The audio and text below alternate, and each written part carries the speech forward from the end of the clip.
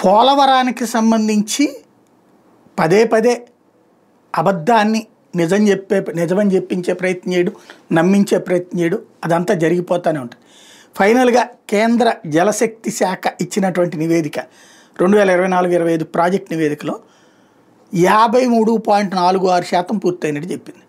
అంతకుముందు చంద్రబాబు గారు 75% దాకా 72, 75 అవి చెప్పుకు రావడం. మొన్న కూడా నేను ప్రస్తావించాను, జగన్ టైంలో 11.5 పోనీ 12 వేసుకుంటే ఆ 12 అది కలిపితే ఏ రేంజ్ వచ్చింది, మళ్ళీ ఈ మధ్యన 6 అయిపోయింది అంటున్నారు. అంటే ఇంకా 4% మిగిలింది అన్న.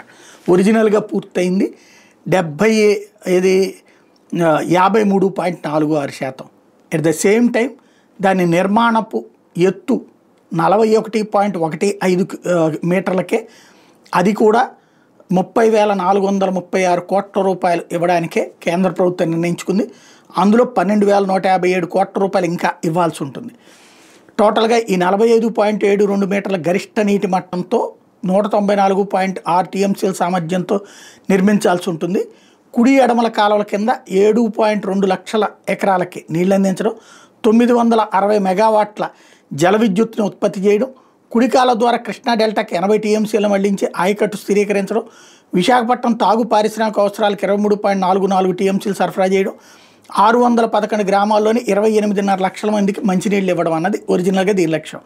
అయితే ప్రస్తుతం దీని లెక్క ప్రకారం 2017-18 ధరల ప్రకారం 55,548 కోట్లు అవసరం. అయితే దీంట్లో 30,436 కోట్లకు ఓకే చేశారు. అందుకనే ఎత్తుని 41.15కి లిమిట్ చేశారు. ఇప్పుడు చూస్తే 41.15 మీటర్ల కాంటూర్ వరకు 8 మండలాల్లో 90 గ్రామాల పరిధిలోని 172 హ్యాబిటేట్స్ అంటారు, అంటే ఈ ఆవాసాలు 38,060 నిర్వాసిత కుటుంబాలకు పునరావాసం కల్పించాల్సి ఉంది. 12,797 కుటుంబాలకు పునరావాసం ఆల్రెడీ కల్పించేశారు. ఇంకొక 25,263 కుటుంబాలకు పునరావాసం కల్పించబోతున్నారు.